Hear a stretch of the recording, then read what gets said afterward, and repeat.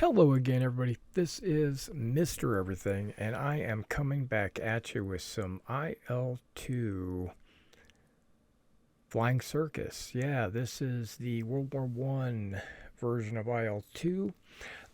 This is a plane that's coming out in Flying Circus Volume 2.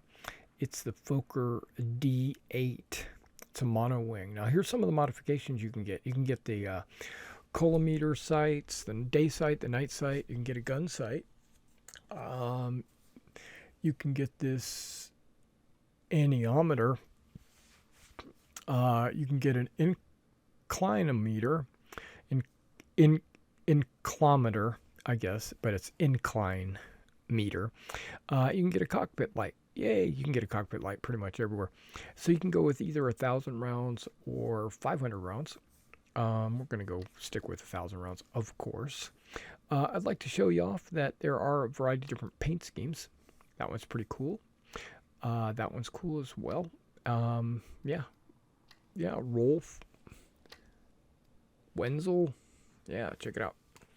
Snake and the Rabbit. Some of these look kind of unusual. I kind of like the yellow one best. Plus, you can add your own letters to this plane. They're starting to incorporate this with all planes. They just gradually are turning this into. You can choose your color. You can choose your letter. We're going to go white because I think that'll stand out best. And plus, they're symbols. I think white stands out best against the black and the yellow. While we're adding these, I want to point something out. I recorded this video yesterday, and I recorded it while my microphone was muted. So this is a voice over the day after. So if I forget something, I apologize. All right, so I've decided that we're going to do some dogfighting. So I set it up to do unlimited waves with unlimited ammo, just to see how this plane can turn, how it can climb and dive. And I see that there's an HE-111, so I realize, okay, something's not right. I messed up. All right, so now we are back, and we have Entente planes. There we go, SPAD 13. I just taking a look around in the cockpit, you can see that there's the gun counters behind each gun. There's no central sight, so I was having a hard time lining up my shots. I had to rely on my Kentucky windage. Now you might notice on the wing there's pretty cool leather texture along the back side of the wing. I was kind of like happy to see that. The wing itself is metal, but they lined the back edge there, that little C cup, with leather. See, I don't know what I'm shooting.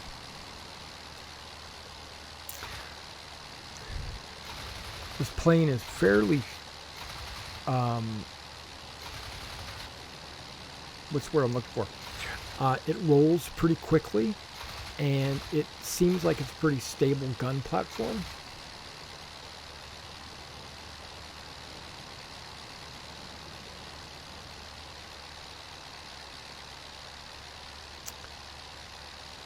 It uses the same engine as the DR1, so in my opinion it's a little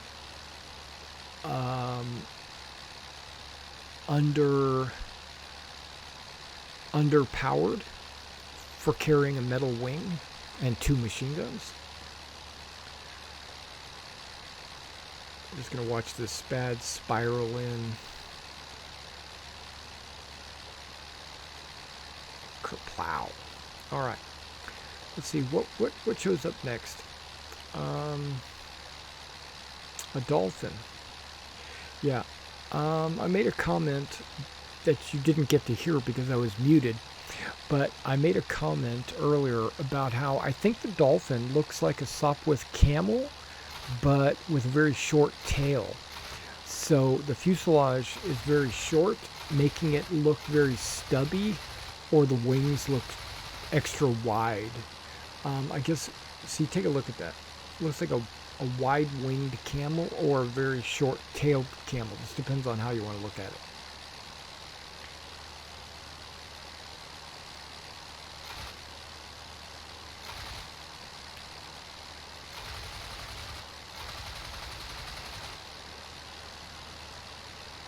Oh, there goes his wing.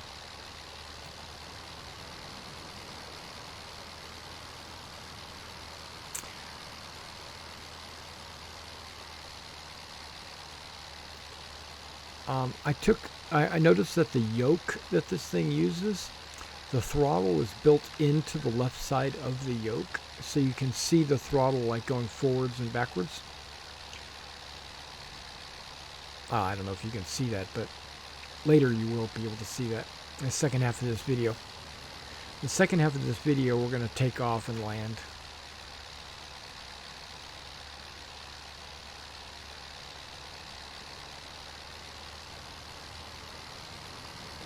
Okay, now this is a Bristol. He has a tail gunner, so it becomes very dangerous to get behind a Bristol, but I just wanted to see what it was like. And you can hear the wind crossing the wing as I make those sharp turns, but it doesn't destabilize me. I don't stall or anything like that.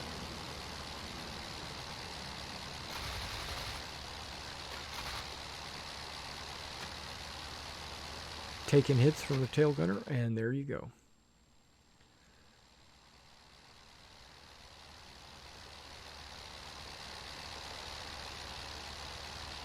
I figured wounded, I'll go ahead and continue to dogfight because, you know, just for you, the audience.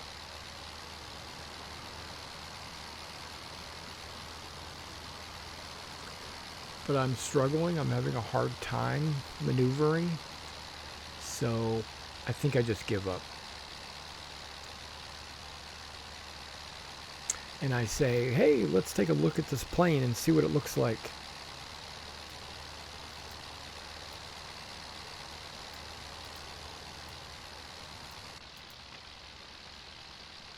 And there's an external view of it.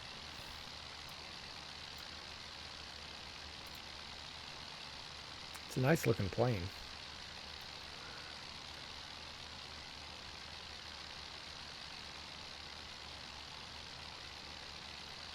He's still coming after me, so I just decide, hey, let's just go ahead and go into the second half of this video.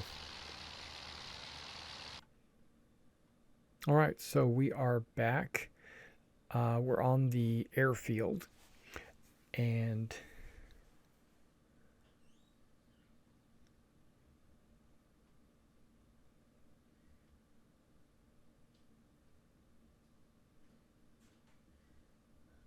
the engine is off, obviously.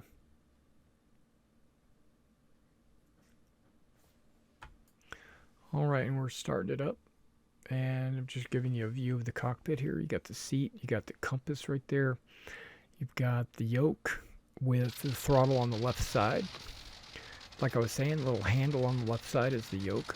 I took the very bare bones cockpit, so all you see is the altimeter and the RPMs. And I think the dial that's right in between the machine guns, I think that's the airspeed indicator. I could be mistaken. So we're going to taxi on out to the airfield. I looked around, I didn't see a wind sock, so I just kind of guessed based on how I've taken off from this airfield in the past. Alright, so we are ready to go. And just FYI, you can look at the yoke. I pretty much let go of my joystick, so I'm not touching it at all.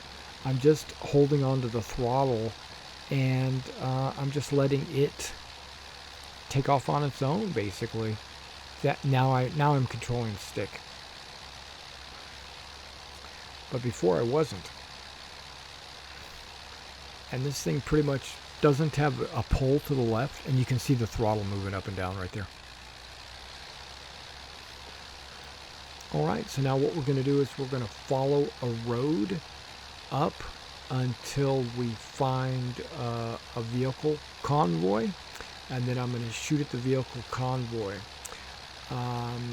So just enjoy the flight. I'm going to be quiet while we do that. Right there, we're going to fly up this road to the northwest. Just enjoy the scenery.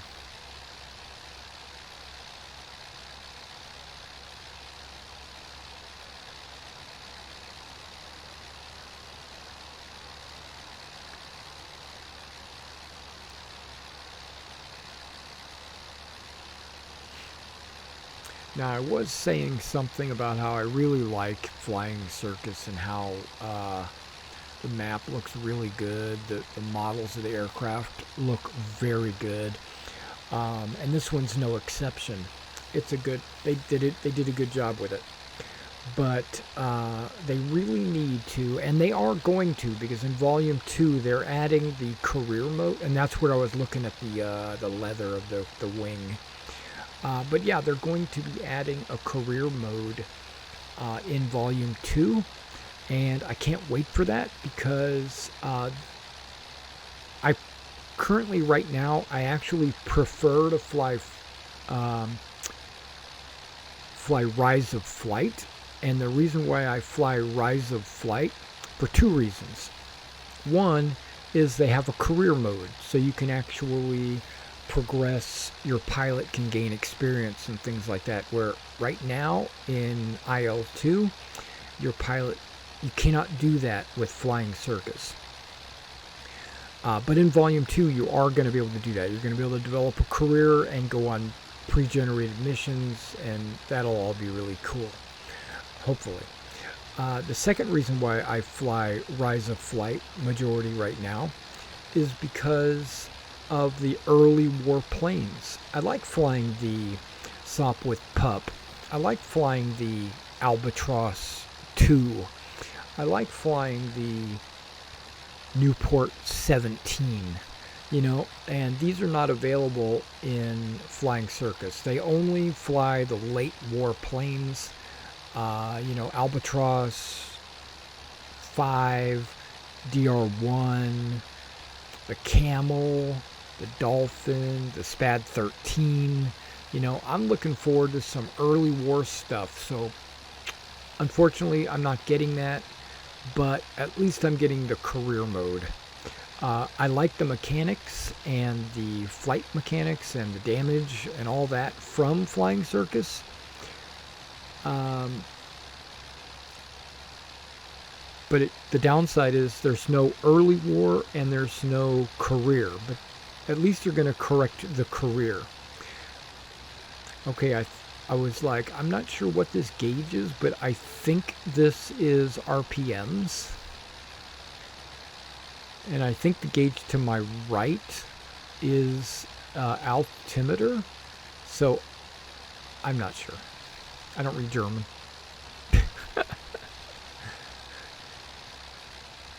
If you know better, put it in the comments, so anybody that's following on and watching this video in the future will see the correct answer. This is just my first impression of the plane. It's not like a review or a tutorial or anything. This is just me saying that I really like this plane. It's a very stable platform. It turns really good. It's just underpowered. .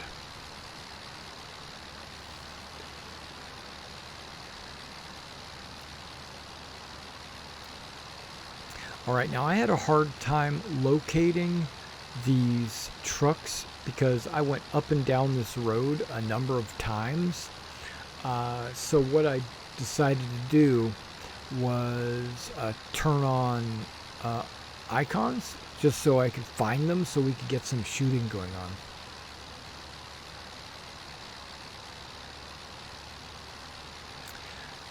I'm flying really low. It looks really cool.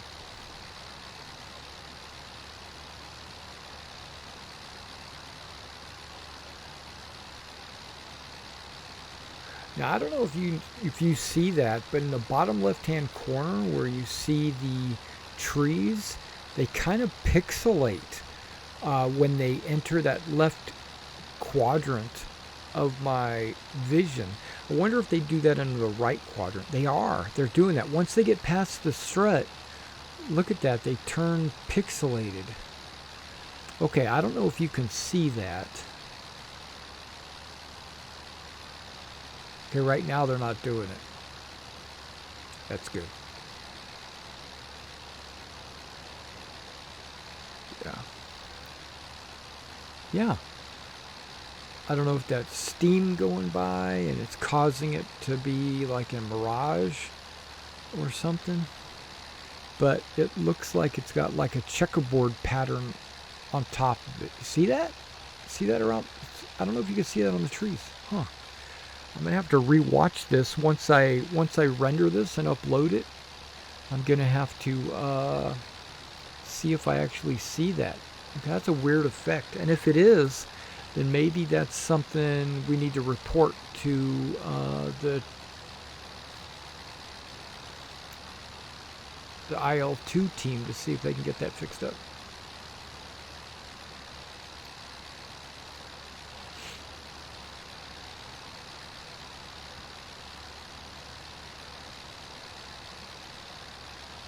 Okay, I'm going to jump forward till we get to contact. All right, here we go. I found them. And there's a little bit of flak. So what was alerting me that I was like, okay, so it's not just a bunch of trucks. One of them's got a gun on the back of it or something.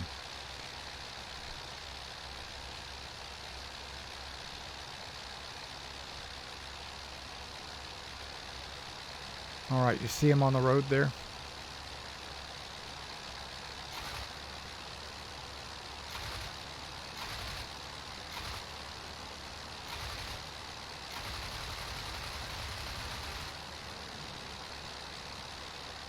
And that's one thing I was thinking, that if I'm flying along the road and I get a little bit too low, I can pull out of it because I don't have a bottom wing to get caught on a tree.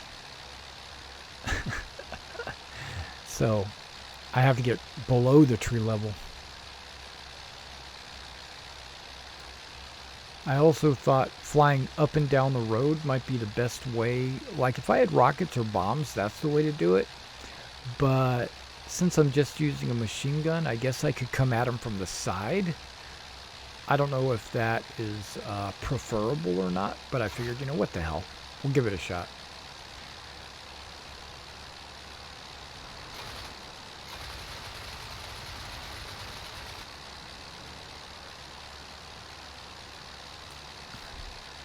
And there's one truck pulled off the road. I don't know if he's the artillery piece or not. He doesn't look like it. Every one of them that I looked at so far looks like they're a covered wagon.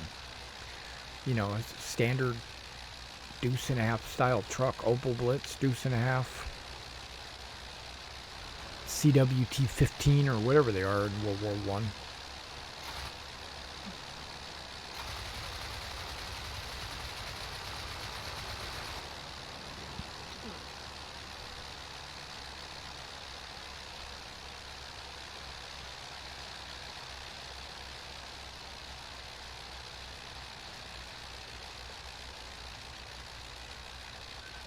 And there you hear the kill ding.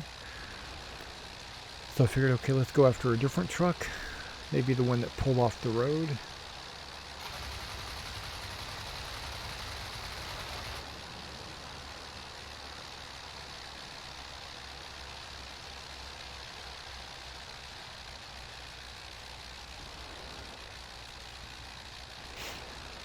they're shooting at me still.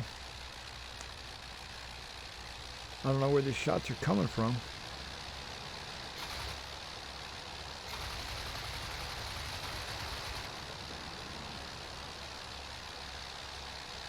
I would think that truck should be destroyed.